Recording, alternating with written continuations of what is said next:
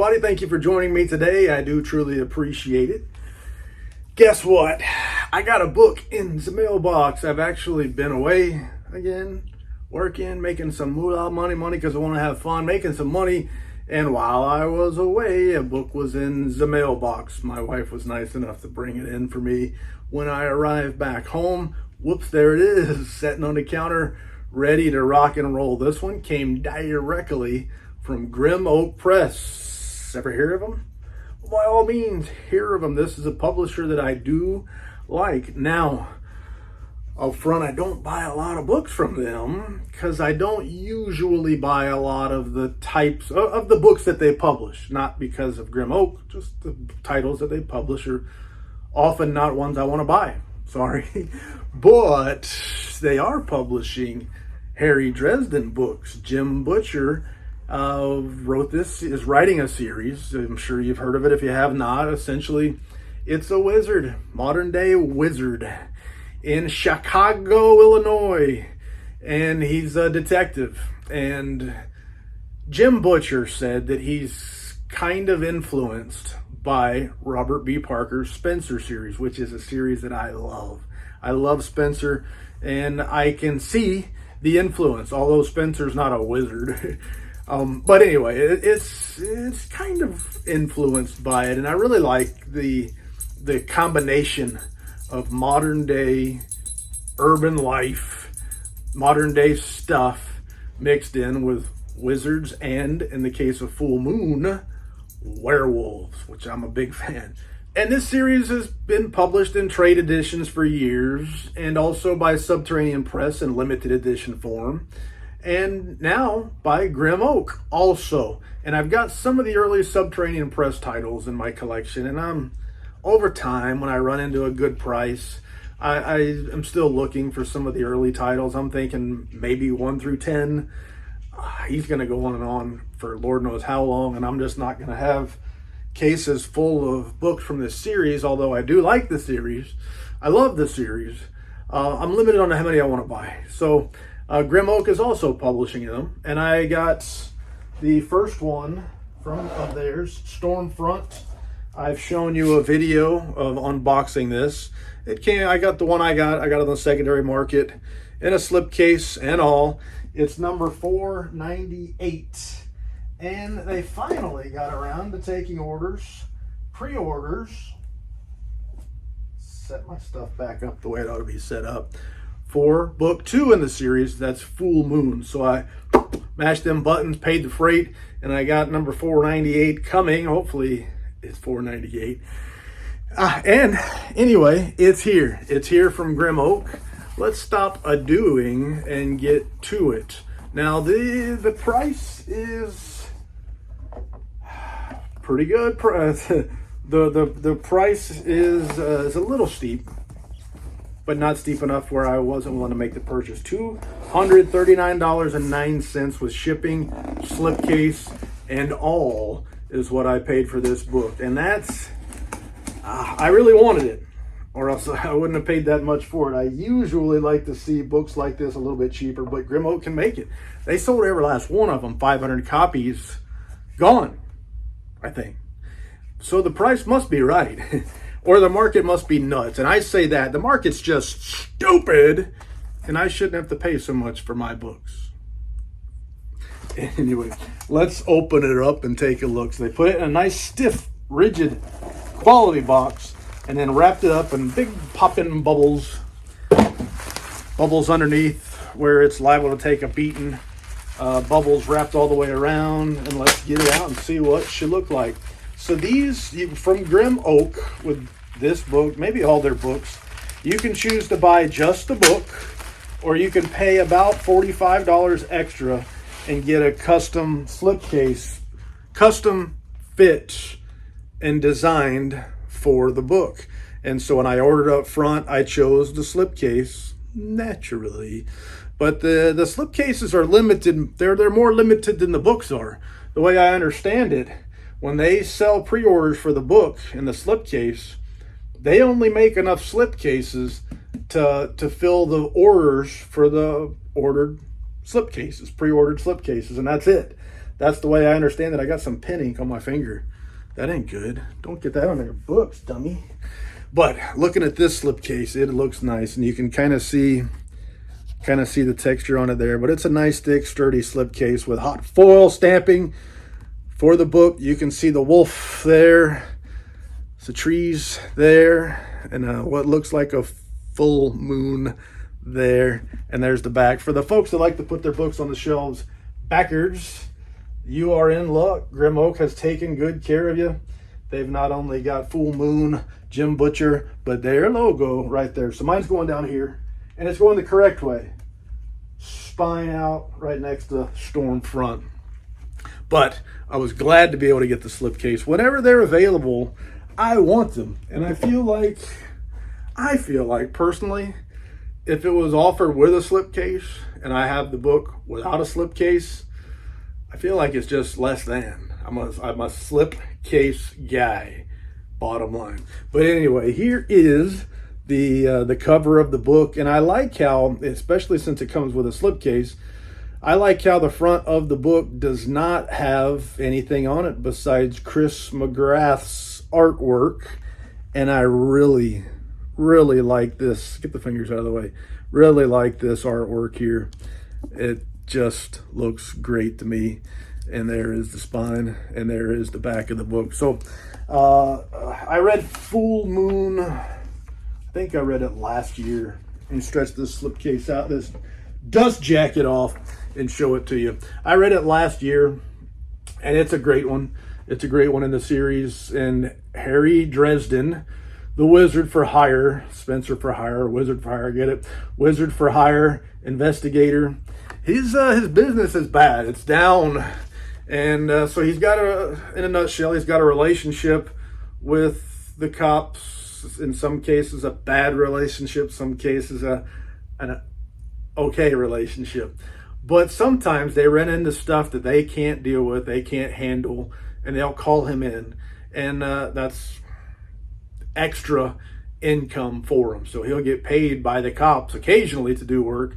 And then in other cases, he'll do work for other people. But he doesn't do parties. He doesn't do magic shows and crap like that. He's an investigator, but he is a wizard.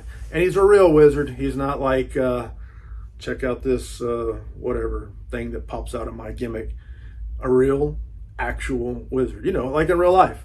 But it's a fun book. I really like the Harry Dresden character because it's not so serious. He'll get in dire circumstances, but he has wit, he has humor, he has humility. He gets put in some compromising, embarrassing type situations, but he always seems to come through.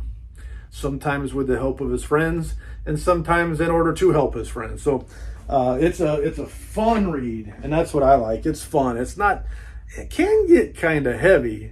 I want to say it's not heavy, but sometimes it does. It does get a little bit heavy, but there is the book itself. And so take a look at the foil stamping on the cover and the texture. It's like a leather, but I don't think it really is. But it is nice. It feels good in the hand. It looks good. We got a built-in ribbon page marker. It's a Smith sewn binding. That means that essentially the pages are sewn together and attached to the book, as opposed to just simply being glued onto a band that's glued onto the spine of the book itself. And they make good books. Grim Oak makes quality books, and you can feel the quality when I'm holding it in my hand. Feel it. That's enough. Come on. Did you wash your hands? I paid for this. But let's take a look at our end papers. Solid colored end papers, no artwork there. But there is, it's supposed to be 6 color illustrations from Chris McGrath. And here is the limitation page. Grim Oak puts it in the front. It is signed in person by Jim Butcher, the author, and Chris McGrath, the artist. And yes, mine is number 498 of 500. So I'm off on the right foot, at least with them. I've got number 498 in the first 2 books. And actually, I've got 498 in the first book of the Subterranean Press edition of the Stormfront. I forgot the name of the book. Stormfront. I've got 498 Sub Press, 498 Grim Oak. but I don't have any more 498s in sub press. But maybe I'll keep going with this one. What else? 60-pound paper. So it's heavy. It doesn't feel like 60 pounds. And I paid a lot more than 60 pounds for it, but the paper's only 60 pounds. I think that refers to the thickness of the paper. I don't know, but they say 60-pound paper. You feel it. It feels like quality paper. It's not extremely thick, but it does feel like good paper. It's printed offset, and you can see the color of the pages. When I'm reading a book, I really prefer this kind of creamy-ish color paper as opposed to a stark white. I prefer it that way. Not only does it look better, but it reads better too, and the text size is pretty decent. Pretty good text size. So if you're buying one of these books to read, I think you're in luck. And I want to flip through here and find some more of this Chris McGrath artwork, because I'm liking it. I'm really liking it. I like what Grim Oak is doing with this series. Subterranean Press has done it right also. Why do you need multiple limited edition versions of the same books? Don't ask me. I don't know. Who would buy such a thing? I do. I like it. I don't know. I like what Grim Oak's doing with them. It's just different enough to where I don't feel like duping it or duplicating it. Enough of a difference in the art. I really like the slipcases. And if you had to make me choose, just based on what I hold in my hand, I like the Grim Oak versions so far better than the Subterranean Press versions. I just think I prefer the type of art. Nothing against the artwork in the Subterranean Press versions. I think is that Vincent Chung? I'm probably wrong. But anyway, good art. I like it. I like this. I like this better. I like the approach. The glossy color images on the interior illustrations are nice. The dust jacket artwork is more basic, less of a collage, and more of a straight up image of a scene going on. And I think I prefer that about it. But again, the Subterranean Press stuff looks good. I'm not going to complain about it. And if that's all there ever was, I'd be very happy with it. But I kind of like the Grim Oak stuff better. And I gotta say, the slipcases are the censure for me. If they were straight up tie between the two, I'd rather have the one with the slipcase. But that being said, I kind of like, and this, man, I just love this illustration. I showed it to you already. That's my kind of artwork there. I like it. I like the way it looks. I like the way it helps to tie the story together. But anyway, slipcases are my jam, man. If I had a slipcase for every book I own, they look good, they fit good, I'd be pleased. I'd do it. I'd go for it as long as I could afford it. But slipcases to me make the book better. And again, glossy glare may be bad, but I like this artwork, and I like having read the story. I like it even better. But that's Grim Oak's Full Moon. I'm glad they're doing Harry Dresden. I'm glad that I'm able to get in at the front and match a number as long as I'm interested in continuing to add them in. I'm glad they've got the slipcase options. The price, in my opinion, the price is just bordering being too high. And I'm not complaining about the price, don't get me wrong, because guess what? I have a choice to buy or not to buy. And what did I choose? I did choose to buy. And so that tells you that obviously the price wasn't too high for me. But as far as, I'd say if it keeps going up, I'll be out. I'm not going to pay $300 for this book. And so the price I paid, $239.09 with shipping and all that stuff, I feel like that's about my limit on it. And I hope I can stick, and I hope they can stick too. I hope the dollar stays strong and inflation doesn't explode again anytime soon, and I'll be able to put some more.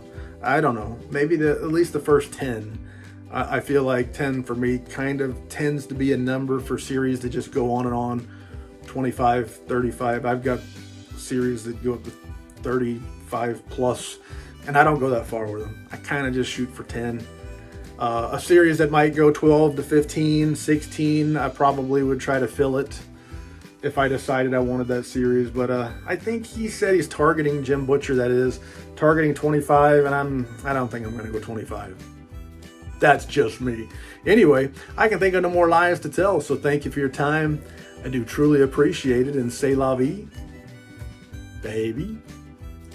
Doo-doo.